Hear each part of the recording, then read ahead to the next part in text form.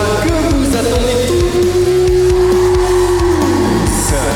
J'espère que vous êtes assis confortablement avec à boire, à manger, en très bonne compagnie. Ce soir, il y aura du sang, des coups, des larmes. Est-ce que vous êtes prêts? Présentation dans le coin bleu, le blond corner. Il est un poids lourd du rap français et il vient du 92. Vous l'avez sûrement entendu avec des titres comme Bordel, quand on rentre sur la piste, on est venu teaser, clasher du beat. ou encore Me lave le pénis, salaud béni. Je vais rentrer au pays, marié 4 grognards qui m'obéissent. je vous demande un tonnerre d'applaudissements pour Booba. Il fait beau, il fait chaud, j'écoute au calme la radio, je mange des spaghettis. Donne un soprano, on a un petit but sur le piano. Bah ouais, mais ouais. Dans le camp rouge et Red Corner, la star de l'influence, celle que tous les plateaux s'arrachent. Elle a inventé le marketing d'influence en France. Son métier est au-dessus de l'argent. Vous l'avez sûrement entendu avec des titres comme Le Page est en bonne bras, Magali Berda. En fait, pourquoi j'ai dit ça? Parce qu'il me dit, vous avez pas... vous la mettez pas la montre. J'ai dit, mais déjà, vous n'êtes pas avec moi 24 heures sur 24 pour savoir. J'ai plusieurs montres. Des fois, je mets l'une, des fois, je mets l'autre. Hein. Chacun est libre de faire ce qu'il veut. Et ensuite, j'ai voulu dire, j'ai une tendinite au bras. Et le fait de porter une montre connectée, ça m'aide, en fait. C'est-à-dire que eux, les gens, ils ont compris. Elle met pas une montre parce qu'elle a une tendinite. Alors que c'était pas ça. C'est que je voulais dire que les montres connectées, les gens qui ont des tendinites, ça nous aide à pas porter le téléphone et à pas avoir la main tout le temps. Voilà. C'était dans ce sens-là que je voulais dire. Alors, pardon si j'ai pas été très claire. Mais bien évidemment, c'est pas parce que j'ai une tendinite que je porte pas de montre. Ladies and gentlemen, maintenant que les présentations sont faites, il est temps de passer au sang, aux larmes, au cou. Let's go!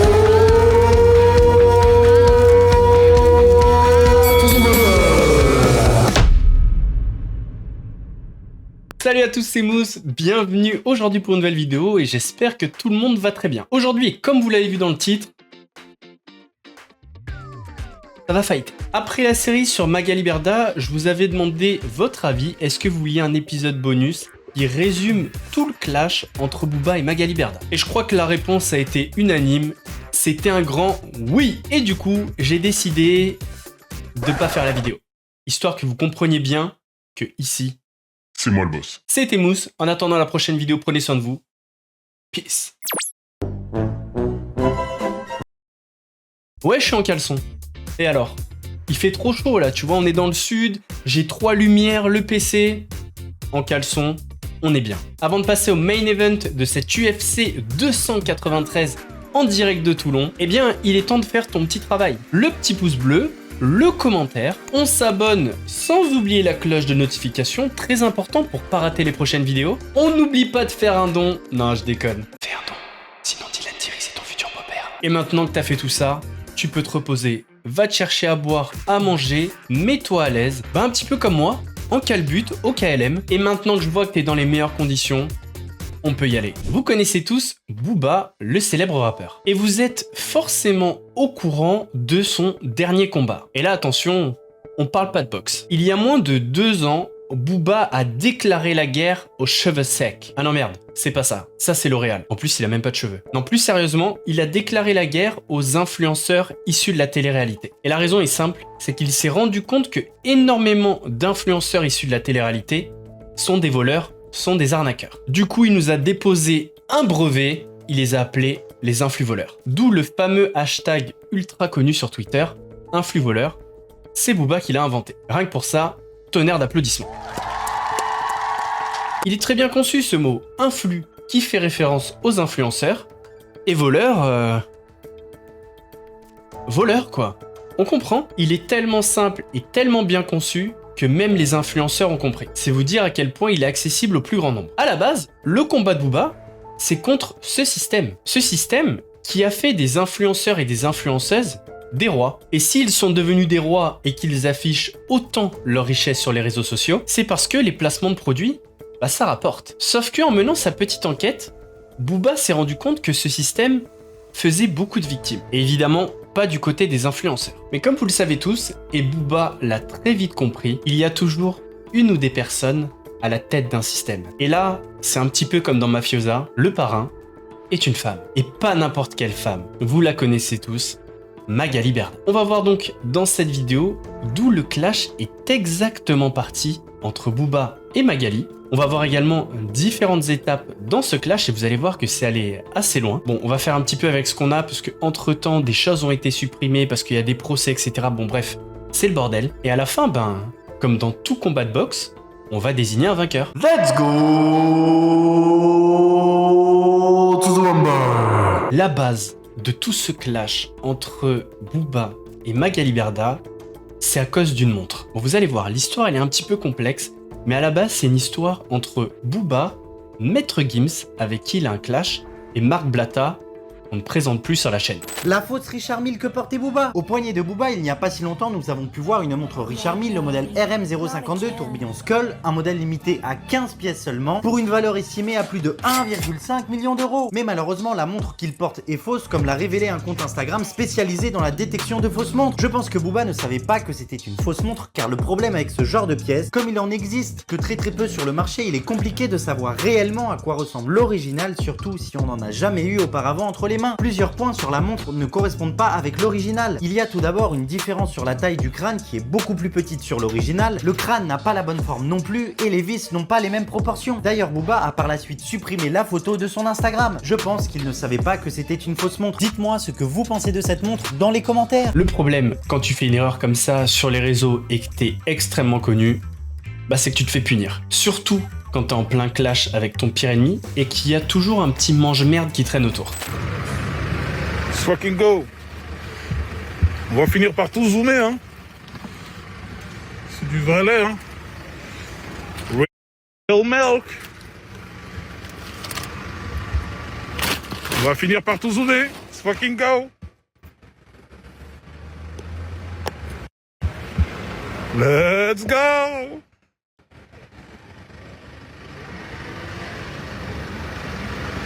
Dinguerie là. Oh, attends, je vais vous zoomer ma Rolex, vous inquiétez pas, on va même aller faire l'expertiser à chez Rolex si vous voulez. Ah, il est minuit ici. Vous inquiétez pas, je vais la zoomer là. Ouais, c'est quel bail ça. Retournement de situation. Gims qui clash Booba en disant zoom ta montre chacal. Ah frérot, on a rigolé sur le Brabus, on a rigolé sur le Mansouri. Ma gueule, sois fair play un peu, ma gueule. Tu fais le mec qui boude, ma gueule. Ouais, tu menaces, tu fais le mec qui boude. De bouder, ma gueule, wesh. Vas-y, monte tes montres. Avec ta fausse RM. Wesh, cop. Cop, ma gueule. J'étais en train de faire les courses, là.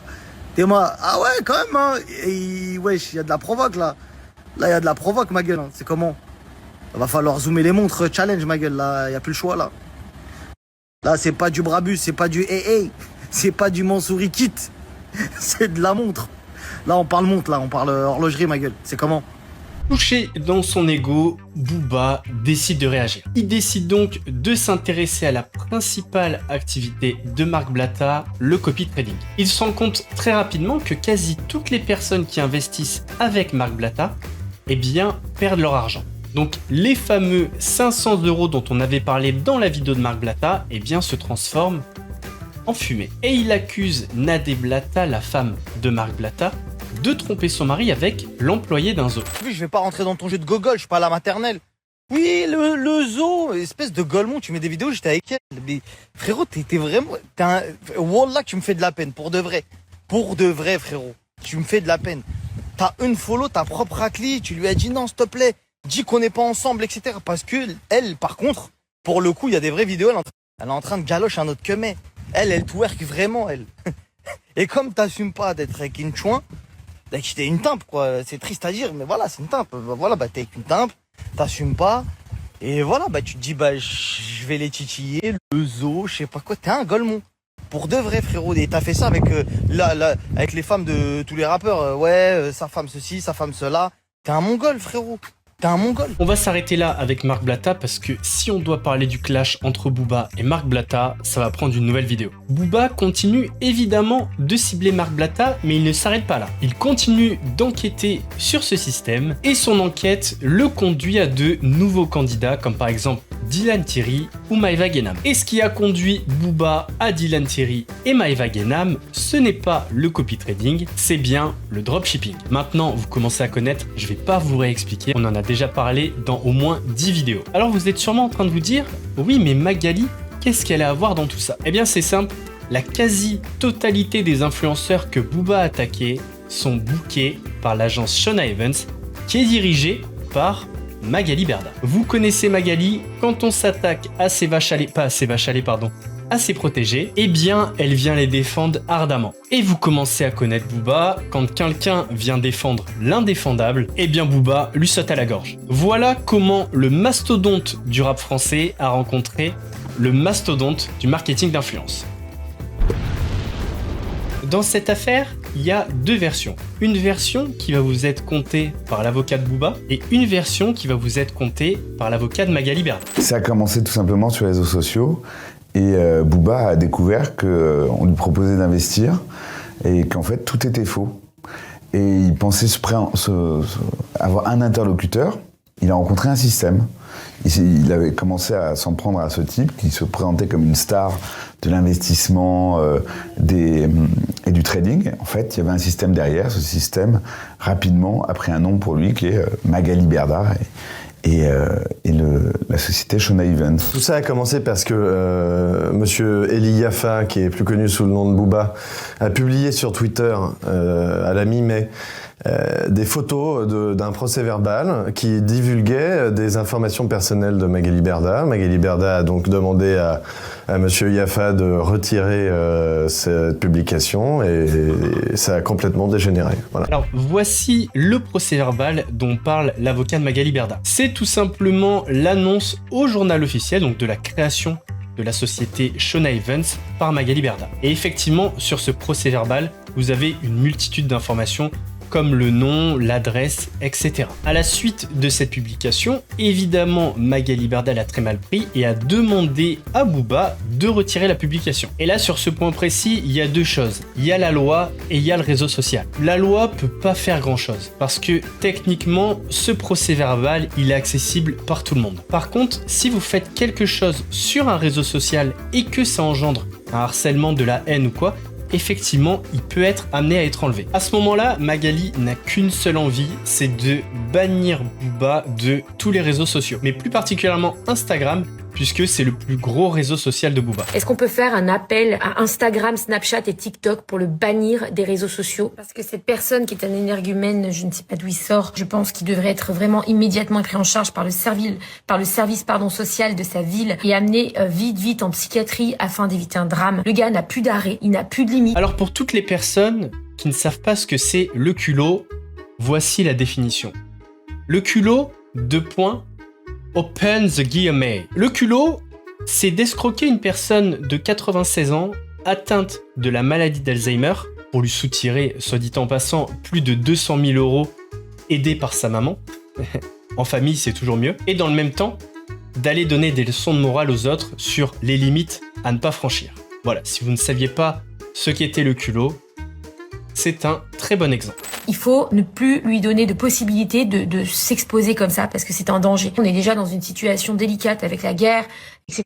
Tout le monde est un peu stressé, tout le monde est tendu. Enfin bref, c'est pas le moment quoi. Puis même hormis ça, c'est pas le moment. C'est tellement sale de faire un truc comme ça dans des lieux de culte, sur des chants qui sont religieux, qui sont sacrés. C'est un scandale, c'est une honte. Je pense que là, les autorités devraient s'en mêler parce que c'est un affront public. Je sais pas, des fois, les êtres humains, jusqu'où ils peuvent aller. J'aurais préféré ne jamais entendre ce qu'elle vient de dire. Vraiment. À deux doigts de prendre un ciseau rouillé et de me crever les oreilles.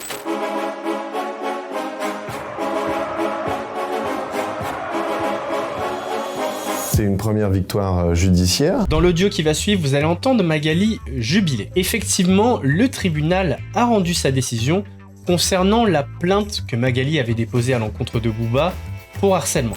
Autorisons la requérante à publier la décision à intervenir. C'est-à-dire qu'en fait, moi, j'ai le droit de poster ça sur mes réseaux sociaux. Ensuite, regarde, Booba, enjoignant la société Twitter internationale compagnie, à part Trump, je connais personne qui sait faire fermer son Twitter, de fermer le compte @Booba. Regarde, enjoignant la société Twitter de fermer le compte Booba. dont le URL, ordonnons la communication des données pareil à donner. Donc en fait, ils ordonnent à Twitter et à Instagram de donner toutes les identifications de tous les comptes qui ont parlé sur moi. Autorisons Madame Magali Berda, regarde, à publier la décision d'intervenir.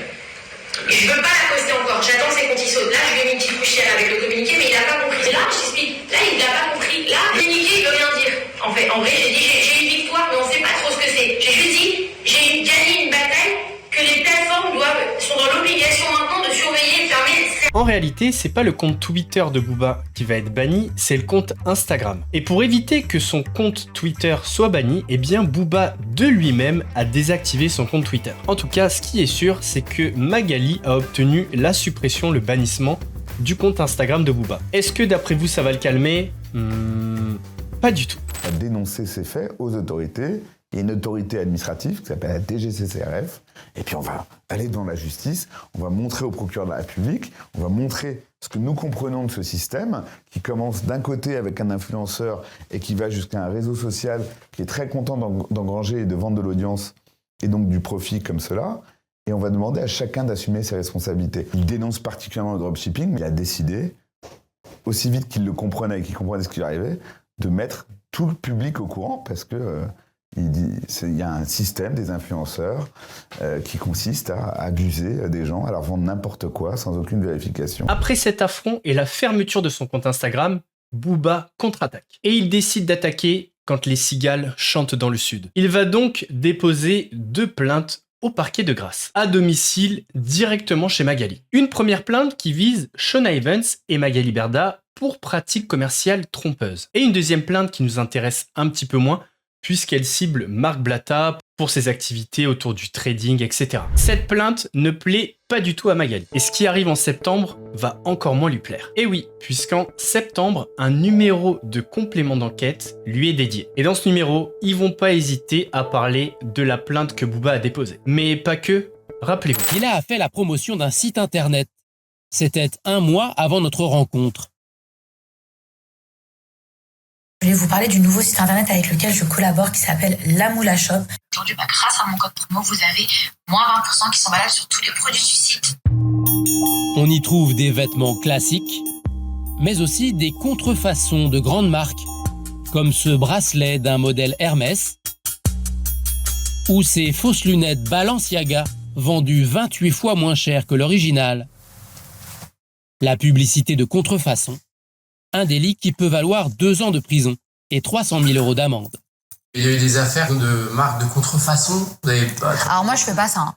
Moi, franchement, vous pouvez voir en bas, tout est vrai. Oui, ça, moi, mais même si j'achète du vrai, je vais pas proposer du falsch à ma communauté. Déjà, c'est illégal. Donc vous n'avez pas travaillé avec un truc qui s'appelle La Moula Shop? Non, moi, j'ai jamais travaillé avec eux. Je vais parler du nouveau site internet avec lequel je collabore qui s'appelle La Moula Shop. Moi, c'est des vêtements, c'est pas... Là, c'est des vêtements que je promouvois. Hein. Ouais, c'est ça. C'est, en fait... Là, c'est pas de la contrefaçon, c'est une chemise. Mais c'est pas une chemise Diop ou Dior, ou c'est une chemise... Ah, en fait, sur le site La Moula Shop, il y a aussi des articles de contrefaçon. Ah oui, bah ça, je suis pas du tout au courant. C'est Magali qui m'a donné ce placement. Mila Jasmine botte en touche. La responsable serait Magali Berda, son agent. On n'est pas propriétaire des sites internet, c'est-à-dire que nous, on vérifie le site, si c'est carré, on le valide, si c'est propre, on le valide, et si derrière, le client, le site fait, excusez-moi du terme, de la merde, on le bannit. Suite à cette publication, on arrête parce qu'on s'aperçoit que la marque a... En fait, je peux pas contrôler ce qui se passe après. Moi, là, tu me pièges, en fait, parce que, en vrai, parce que tu me fais parler de 2 trucs, tu m'as pas prévenu. En plus de ça, je sais même pas si c'est les miens et j'ai répondu, alors je sais même pas si c'est moi, j'ai même pas pu vérifier si c'était de chez moi. Donc déjà, je voudrais que cette séquence-là, elle n'apparaisse pas, parce que je veux pas me sentir piégée dans le sens où je n'ai pas les éléments de réponse. Alors, on se revoit pour faire une réponse propre avec la juriste. Je vais réfléchir. Pourquoi pas? Je vais réfléchir. Moi, je tue mon travail. Franchement, c'est pas cool. J'ai 3 enfants, moi, tu sais, j'ai 60 salariés, c'est pas un jeu, Ou encore ça. Shawna Evans en a proposé des dizaines d'autres à ses influenceurs. On marche 16 ans, donc c'est pour faire des boucles. Autre star de l'agence, Maeva Genam. Elle vend une brosse à boucler les cheveux qui utilise le nom d'un produit de la marque Dyson. Encore de la contrefaçon. C'est-à-dire que, en plus de vous donner des conseils dans les produits... Isabeau de la Tour, qui vante les mérites d'un site de paris sportifs avec un peu trop d'enthousiasme. Le pari en fait. Donc ça c'est génial parce que du coup vous n'avez rien à perdre, strictement rien à perdre parce que... Affirmer qu'il n'y a rien à perdre pour un site de paris, c'est illégal. La brosse à lisser qui copie Dyson, cela a échappé à leur vigilance. Le partenariat aurait été interrompu après quelques semaines. J'invite Dyson à attaquer pour contrefaçon, parce que c'est Dyson qui doit attaquer pour contrefaçon. Il est hors de question qu'on vende de la contrefaçon. Rien à perdre. Oui, c'est un peu dur quand on dit paris sportif. Oui, bien sûr. Non, mais ça, je suis d'accord. Pour éviter ce genre de problème, on a suspendu ces partenariats. Mettons-nous 5 minutes à la place de Booba. Booba est parti en guerre depuis des mois contre les influx voleurs. Et pour lui, le chef des influx voleurs, c'est Magali Berda. Donc, ça fait des mois qu'entre Booba et Magali, ça s'envoie des pics. Booba partage un procès verbal, Magali réplique en faisant supprimer son compte Instagram et à 2 doigts de faire supprimer le compte Twitter. Bref, la tension est à son paroxysme. Et là, vous êtes Booba, tranquille dans le canapé à Miami, vous allumez la télé, et là, un complément d'enquête sur Magali Berda, enfin sur le monde de l'influence, mais plutôt sur Magali Berda. Et ce reportage vient non seulement confirmer ce que vous disiez depuis des mois, mais en plus de ça, vient rajouter d'autres éléments. On pourrait dire que ce reportage est à charge, mais en réalité, l'enquête est très bien ficelée, faite par des professionnels, et en plus, ça fait des mois qu'ils sont sur le dossier. On est donc toujours Booba, mais c'est un cadeau du ciel. On ne pouvait pas demander mieux. Et vous connaissez le Duc.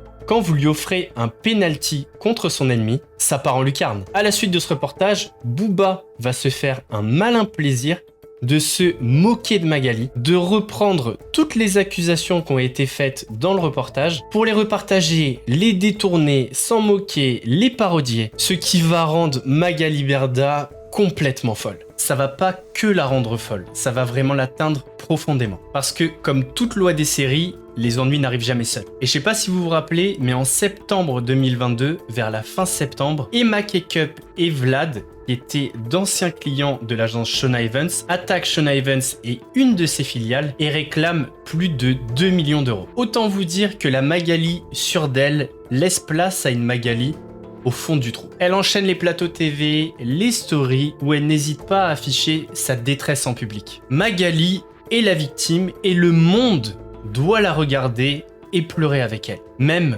pleurer pour elle. Personne ne peut humilier les gens à ce point-là et les rabaisser à ce point. Je fais appel à ton bon sens pour la 4e fois publiquement. Arrête tes tweets, arrête tes calomnies. Ce que je vis en ce moment est inhumain. Donc arrête, je le redis encore publiquement, tu me mets en danger, moi et ma famille. J'en fais appel à ton bon sens et ton humanité. Stop. Donc tout ça, je les avais postés sur mes réseaux sociaux et enfin, j'avais répondu un jour à une interview au Parisien et j'avais dit « Je n'ai aucune autre solution pour essayer de le stopper. Je suis dépassée par les événements, dépitée et dans une extrême détresse. Je n'ai aucun recours. Je n'ai aucun autre recours que la justice. » Voilà pour ces paroles. Je suis mise en examen aujourd'hui parce que j'ai supplié un homme, comme une moins que rien. Déjà très humiliant. J'ai supplié un homme d'arrêter son carnage, de me laisser tranquille. Je l'ai resupplié encore une autre fois, et encore une autre fois, et j'ai dit dans la presse que je n'avais aucun autre recours que la justice pour vivre en paix. Et parce que j'ai dit ces mots-là, le Parisien et moi, nous sommes mis en examen en même temps, ensemble. Mes avocats m'ont dit que ça s'apparente à une procédure bâillon. Je ne savais pas ce que c'était. Une procédure bâillon, c'est une procédure que souvent les agresseurs font pour faire taire leurs victimes. Parce qu'il est évident que quand on reçoit un truc comme ça et qu'on est déjà par terre, et qu'on est déjà fatigué, et qu'on est déjà épuisé moralement et à bout, et quand en plus vous entendez que vous êtes mis en examen parce que vous avez tout simplement supplié à votre agresseur de vous laisser tranquille, bah vous arrivez plus en fait. Vous vous dites que finalement ça devient vraiment très fatigant. Donc je vous annonce que je suis mise en examen, que j'espère que ça n'aboutira à rien parce que de toute manière c'est une phrase, voilà, mais qu'en payant 16 000 euros, eh bien je porterai le titre de mise en examen jusqu'à ce qu'un juge déclare que je ne suis pas que je n'ai pas menti, ce qui est le cas puisque tous les tweets de Booba sont encore en ligne. Pour beaucoup, certains ont été effacés. Sur ce point-là, petite précision, c'est important. Souvenez-vous, Magali avait porté plainte contre Booba pour cyberharcèlement et appel à la haine. En l'état actuel des choses, Booba n'est pas inquiété. Alors d'après ce que j'ai compris, même s'il a parlé très régulièrement de Magali, il n'a fait que retweeter, reposter des articles de journaux. Ce qui est pour le coup techniquement permis par Twitter et n'est pas considéré comme du harcèlement, d'après ce que j'ai compris. Et concernant l'appel à la haine, il a jamais dit textuellement « aller harceler, aller menacer Magali ». Même si on sait qu'avec une aussi grosse communauté, forcément il y a des gens qui vont se mêler et aller faire quelque chose que t'as jamais demandé de faire. Donc l'affaire est encore entre les mains de la justice, mais pour l'instant, ça sent plutôt bon pour Booba. Par contre, concernant Magali, là c'est un petit peu plus touchy. Parce que Magali, que ce soit en story, en tweet, sur les réseaux, etc., c'est quand même pas mal avancé. Elle a en quelque sorte donné un jugement qui n'a jamais été donné par la justice. Elle a qualifié Booba de harceleur, et elle a également dit que c'est Booba qui appelait sa meute à la menacer, la harceler, à leaker ses informations sur internet. Et ça, malheureusement, pour Magali, c'est un petit peu plus concret et t'as pas le droit de le dire. C'est pourquoi Booba attaque Magali pour diffamation. Et comme je vous l'ai dit tout à l'heure, c'est vrai qu'à un moment donné, Booba a partagé un document où il y a le nom, prénom, etc. de Magali, son adresse, il y a quand même pas mal d'infos personnelles. Mais ce document est public, c'est une annonce au journal officiel. Donc encore une fois, c'est pas comme s'il donnait des informations qui étaient inaccessibles pour le public. À mon avis, Booba est quand même bien renseigné et bien conseillé. Ça, c'est que mon avis. Et pour le coup, Magali a quand même l'air d'être moins bien conseillée. Beaucoup moins bien. Toujours est-il que les soucis s'accumulent pour Magali. Autre point important, Magali a porté plainte contre Twitter pour complicité de cyberharcèlement. Elle estime que Twitter est complice puisque le compte de Booba existe toujours et que les tweets qui lui posaient problème sont toujours là. Rappeur Booba. Bien, toute l'affaire commence en décembre 2021 avec un tweet d'un candidat de télé-réalité qui s'appelle Marc Blatta et qui accuse le rappeur Booba d'avoir porté une montre de contrefaçon. La montre, vous la voyez ici, là-bas, lors d'un shooting photo. En moins de temps qu'il n'en faut pour le dire, eh bien Booba contre-attaque. Il commence d'abord par dénoncer le business de crypto-monnaie et de trading de l'influenceur en question, avant de s'en prendre plus largement à l'ensemble des influenceurs. Il veut dénoncer les arnaques de certains. Du coup, très vite, il s'attaque à celle qui est à la tête de la plus grande agence d'influenceurs de France, Magali Berda, qu'il qualifie de reine de la futilité. Alors, Booba mobilise toute sa communauté en ligne, près de 6 millions d'abonnés sur Twitter et plus d'1 million sur Insta. Son compte est depuis fermé. Pour l'accuser de pratiques commerciales douteuses, il lance même un hashtag appelé un flux voleur ainsi qu'une boîte email pour recueillir des témoignages sur les produits vendus par ces influenceurs en vue d'un signalement pour fraude. Alors les fans du rappeur se livrent à un véritable harcèlement d'une violence inouïe, tweets moqueurs, publication de documents juridiques contenant l'adresse de Magali Berda, fausse sextape de l'influenceuse. Magali Berda assure avoir reçu plus de 100 000 messages sur les réseaux sociaux, des messages de mort, de viol et insultes antisémites contre elle et ses filles. Alors, concernant la sextape, vous savez, je suis quand même un grand reporter et je pouvais pas ne pas vérifier une information. Du coup, je suis allé vérifier et l'information est vraie. Et la sextape est une vraie sextape. C'est bien Magali Berda sur cette vidéo. Je sais ce que vous vous dites, il faut donner une médaille du mérite à Mousse parce que c'est un grand reporter et qui va au bout des choses. En vrai, vous avez pas tort. Parce que vous croyez que c'est facile d'aller voir une sextape? Vous croyez que j'avais envie de voir ça? En tout cas, en grand professionnel, je suis allé au front. Je sais pas si on peut dire ça comme ça. Et en fait, ça n'arrête pas. Et le plus dur, c'est le temps. Parce que ça fait 8 mois et en fait, on n'en voit plus la fin. Et comment ça a changé votre vie? Quelles conséquences ça a eu? Ça a détruit ma vie. Ça n'a pas changé ma vie. Ça a vraiment détruit ma vie. C'est-à-dire? On n'a plus de vie. On n'a plus de vie parce qu'on ouvre son téléphone, on te fait insulter. On ouvre Internet, on voit son adresse diffusée, on doit déménager. Le téléphone qui est diffusé, des fausses sextapes où je dois expliquer à mes enfants et leur montrer la vraie vidéo pour leur montrer que leur maman n'a pas fait ça.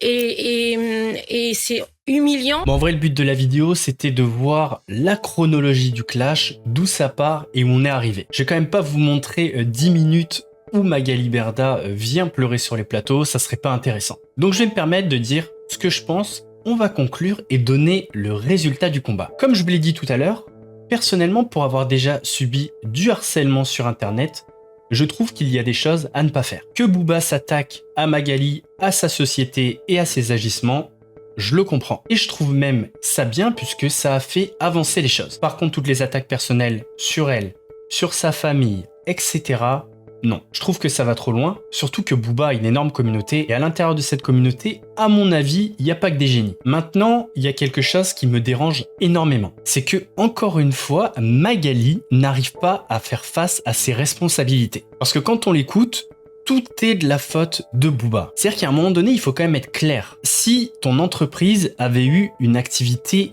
claire, limpide, droite, non déviante, jamais personne ne se serait attaqué à ton entreprise. La base du problème, c'est quand même les agissements de Shawna Evans. Donc, ce qui me dérange, c'est qu'elle se fait passer pour la victime sans jamais se remettre en question. Et je pense qu'on va être d'accord là-dessus. On est tous contre le harcèlement, contre le cyberharcèlement. Maintenant, il y a quand même une autre vérité qu'il faut dire. S'il n'y a pas de feu, il n'y a pas de fumée. Si tu fais pas la promotion du CPF et que tu enrichis des entreprises coquilles, rien ne va t'arriver. Si tu ne fais pas de placement produit pour des entreprises qui vendent du faux, rien ne va t'arriver. Si tu ne fais pas la promotion de sites qui sont en réalité du dropshipping alors que c'est très facilement vérifiable, rien ne va t'arriver. Si également tu as un comportement respectueux, plein d'humilité sur les réseaux, tu ne vas pas te faire attaquer. Parce que rappelons-nous quand même que quand Magali a commencé à s'attaquer à Booba, elle l'a fait elle avec sa communauté, plus tous ses influenceurs avec leur communauté. Et à ce moment-là, ça l'a pas dérangé que la communauté de tous ces influenceurs et la sienne s'attaque à Booba. Donc j'ai envie de dire que dans cette histoire, il y a Booba qui est quand même allé trop loin, notamment sur le privé, sur les attaques personnelles, mais on a également une Magali qui est complètement déconnectée de la réalité. La meuf était tellement dans une réussite insolente qu'elle touchait plus terre. Elle enchaînait tellement arnaque sur arnaque qu'elle pensait que jamais rien ne lui arriverait. Parce que si on cumule toutes les arnaques, le dropshipping, le CPF, etc., ça a quand même duré un moment. Donc c'est vrai qu'au bout de 6 mois, quand tu te fais pas pesquer, tu te dis ouais c'est bon, il m'arrivera jamais rien. Donc pour moi, dans cette affaire, chacun a des responsabilités. Ils ont chacun créé un terrain idéal pour la haine et pour devenir l'attraction d'Internet. Par contre, je vais quand même terminer sur une mention honorable. Il faut quand même créditer Booba d'une chose. Magali Berda ne sera absolument pas d'accord avec ce que je vais dire. Mais depuis que Booba a mis le nez dedans, depuis qu'il a créé Influvoleur, etc., le monde de l'influence a changé. Les lois dont on a parlé dans les autres vidéos, en réalité, c'est la résultante de tout le travail et de tout le tapage médiatique qu'a entamé Booba. Et Sadek avant lui, on n'oublie pas Sadek. Je suis convaincu que si Booba n'avait pas mis le nez dedans, on n'aurait jamais eu ces lois qui assainissent le milieu de l'influence. Et qui dit un milieu plus sain, dit moins de victimes. Bon, et qui dit moins de victimes, dit moins d'argent. Et qui dit moins d'argent, dit des influenceurs qui font la gueule. Et qui dit des influenceurs qui font la gueule, dit une Magali Berda qui est en train de s'appauvrir. Non seulement elle gagne moins d'argent, mais en plus elle a eu pas mal de procès où elle doit banquer. 2 millions par-ci, 500 000 au fisc, ça commence à faire mal. Donc concrètement, on va pas se mentir, Booba a fait énormément pour la communauté. Mais s'il a fait énormément pour la communauté, il a littéralement tué le business de l'influence et le business de Magali Berda. Le mec a assassiné Shawna Evans. Et dans le fond, pas plus mal. Le vainqueur de ce combat entre Booba et Magali Berda est Booba par KO à la 3e reprise. Un KO sec, net et sans bavure, laissant Magali sur le sol, inanimée, complètement hagard, cherchant n'importe quelle main tendue vers elle. Malheureusement, j'ai peur que l'avenir soit compliqué pour elle. On arrive donc à la fin de cette vidéo, j'espère qu'elle vous a plu. En tout cas, n'hésitez pas à me donner votre avis en commentaire. Qu'est-ce que vous pensez de ce clash? Est-ce que Booba est allé trop loin? Qui a gagné le combat? Je vous laisse me l'écrire dans l'espace commentaire. N'oubliez pas de vous abonner et d'activer la cloche, sinon vous allez rater la vidéo de vendredi prochain. En attendant la prochaine vidéo, prenez soin de vous. Mousse vous salue.